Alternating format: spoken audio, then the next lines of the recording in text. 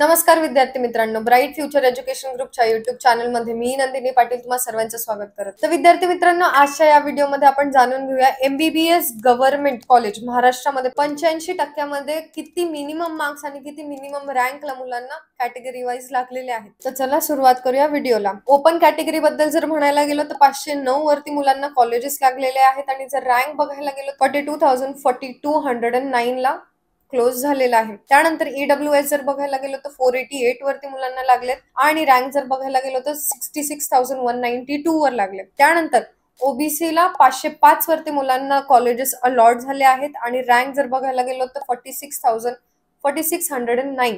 त्यानंतर SC/BC कॅटेगरीला 504 वरती close झालंय आणि 47,4803 इतक्या रँक वरती मुलांना कॉलेजेस अलॉट झाले आहेत. त्यानंतर VJNT जर बघायला गेलो तर 480 वरती मुलांना कॉलेजेस क्लोज झाले आहेत आणि रँक जर बघायला गेलो तर 77,420 वरती मिळाला आहे. NTB जर बघायला गेलो तर 450 मध्ये आणि रँक जर बघायला गेलो तर 1,22,157 वर मिळाला आहे. त्यानंतर NTC जर बघायला गेलो तर 502 वरती कॉलेजेस अलॉट झाले आहेत आणि रँक म्हणजे 50,246 वरती मुलांना अलॉट झाले आहेत.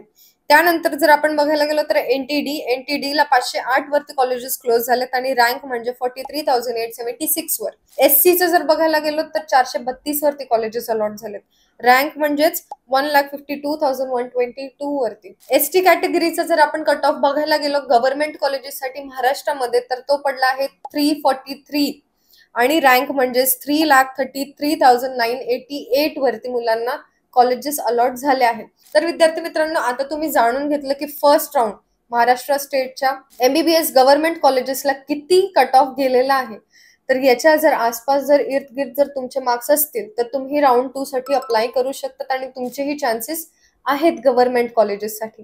तर अशाच माहिती जाणून घेण्यासाठी आजच ब्राइट फ्युचर एज्युकेशन ग्रुपच्या चॅनलला फॉलो करा. धन्यवाद.